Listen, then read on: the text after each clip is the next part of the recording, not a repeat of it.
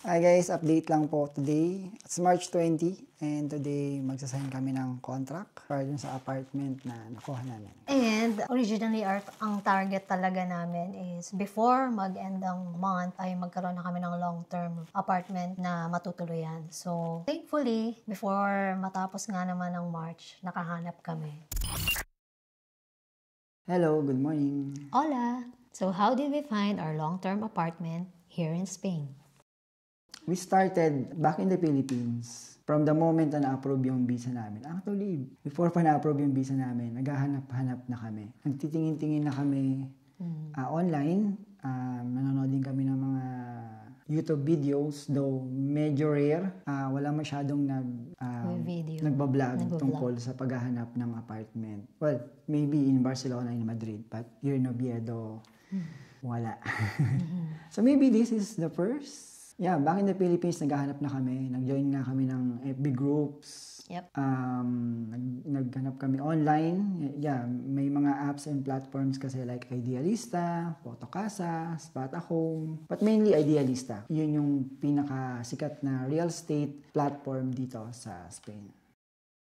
And then, step 2, kailangan mo kasi maging trusted. So, kailangan mo magpakilala doon. You need to create profile. Yes, profile para maging trusted ka. Though, hindi yun magiging complete kung wala ka pa rin Spanish number. That's why, nung nasa Pilipinas kami, kahit nagme-message ako dun sa mga properties, wala nagre-reply. So, that's why, when we arrived here in Spain, kumuha na agad kami ng local or Spanish mobile number sa Vodafone. Important siya, yung number na yon. Kasi ilalagay mo yun sa profile mo. So, sa step 4, nagbigay kami ng time sa pagsa-search. So, we search by area in the map.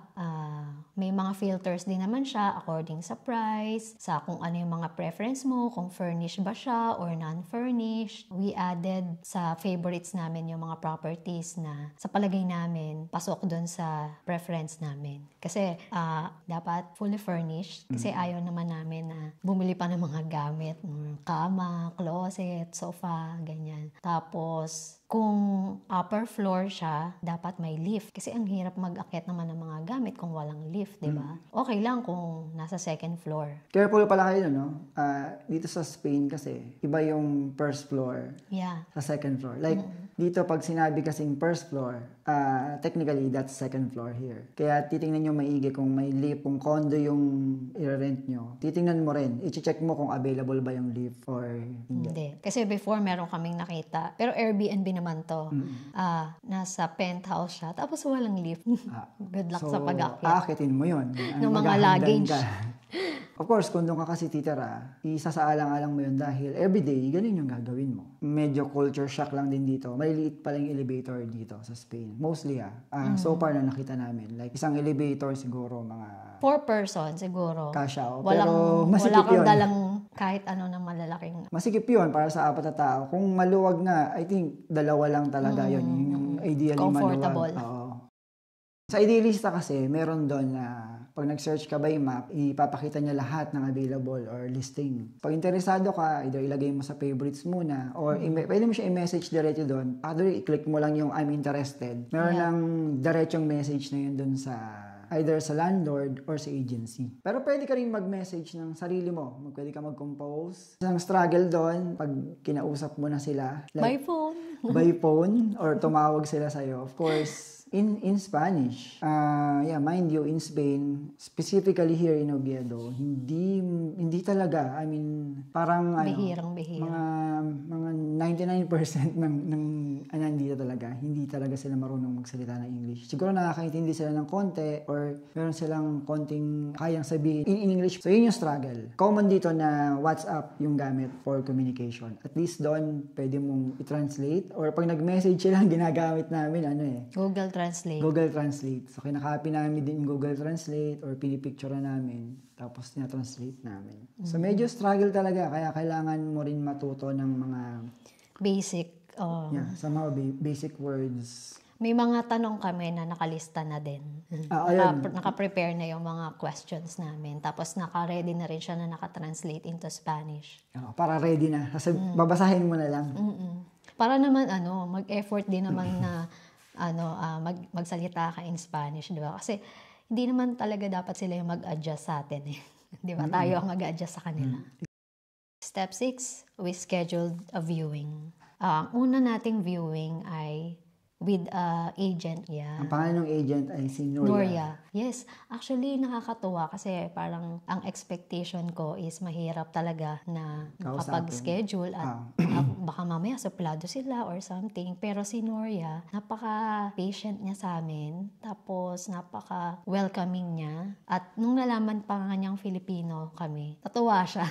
At nagsalita pa siya ng mga Tagalog words, no? Filipino words. Ang galing. Nila, accommodating. Hindi ko naramdaman na na-intimidate kami. Second natin na viewing is yung dito na nga sa bahay na to na napili namin. 2 lang yung napili namin na i-view. Kasi out of 4 na nag-reply sa message, sa inquiry natin. Sila lang yung per viewing.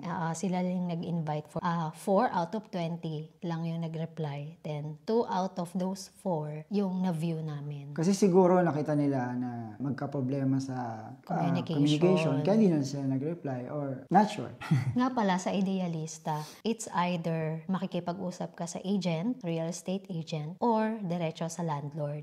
So in our case, dun sa first viewing namin, ang kausap namin is real estate agent. And then the second viewing naman is diretso sa landlord. Yeah, yung may-ari mismo. And fortunately, English speaker siya. Yes. Actually, yung unang nag-reply sa akin is yung mother niya. And then, parang nagka-translate lang din yung mother niya from Spanish to English. Tapos parang sabi niya, hindi daw siya talaga marunong mag-English. So, ipapasa daw niya kami dun sa daughter niya. Which is yun na nga yung naging kausap namin. Yung daughter niya. Very accommodating, di ba? So, parang gagawatan din talaga sila ng paraan para magkaintindihan kayo.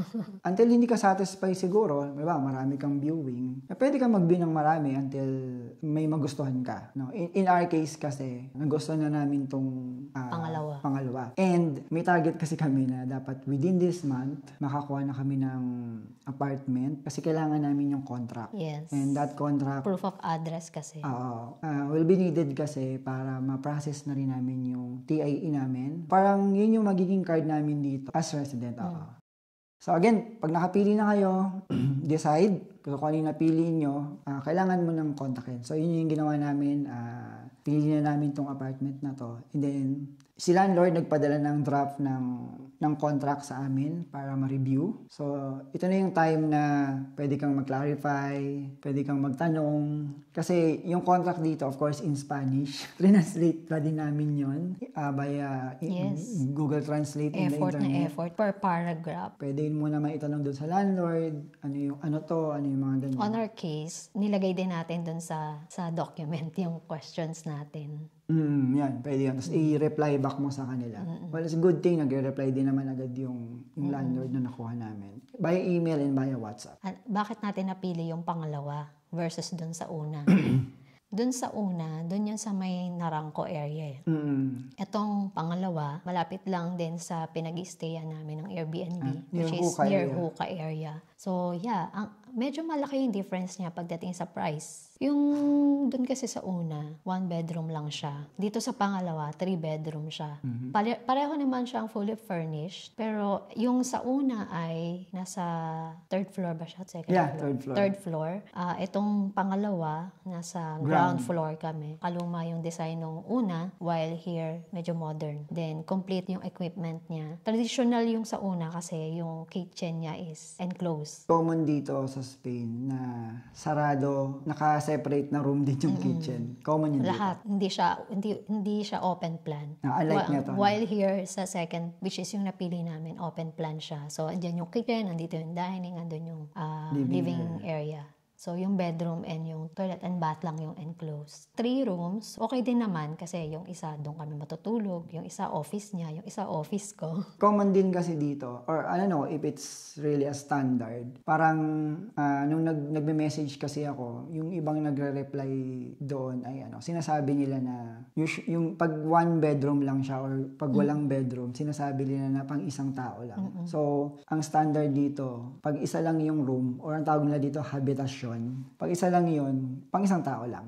So basically, dito sa nakuha naming apartment, max 3 lang kasi 3 lang yung room. Which is tama din kasi hindi nakalagay sa contract namin. I don't know if it's a law or no, but parang napansin namin na standard talaga dito sa Spain na sa isang bahay, kung ilan yung nakatira, dapat yun din yung number ng room.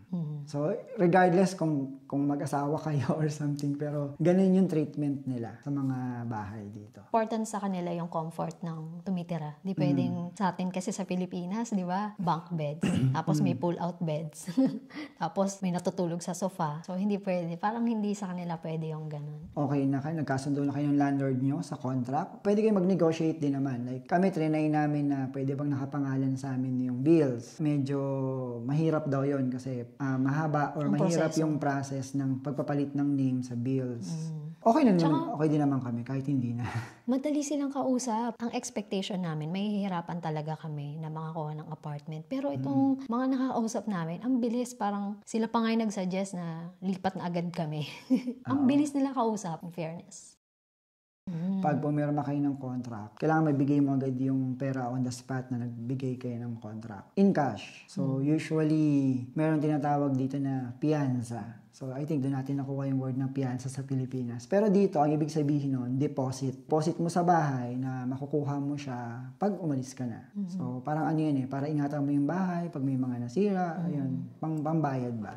Piyansa yung tawag nila. Kasi medyo ang isang struggle dito, I don't know, in Madrid or Barcelona or other cities, pero in Oviedo, yung pag-withdraw dito, Ang mahal. may extra charges per bank. Per withdraw pa yun So, depende pa sa banko and kung ilang beses ka mag-withdraw. Medyo mataas yung fees. We'll dig deeper about that kung ano ba talaga yung technique or as per our research, hindi talaga daw masyado nag-withdraw yung mga tao dito. Like, via online talaga. So, ang ginawa lang talaga namin is nag-transfer kami via our local bank account in the Philippines to either GCash or diretso sa Wise. And then from Wise, nag-transfer na lang kami ahead dun sa landlord namin. Kasi sabi niya, kung hindi kayo makapagbigay ng cash on the spot, kailangan nyo mag-transfer ahead. On the spot, nung Contract kung sign. kailan kami magsasign ng contract. Pero yung sa amin, of course, ginawa lang namin yun kasi nagtiwala na rin kami dun sa landlord dahil alam naman namin na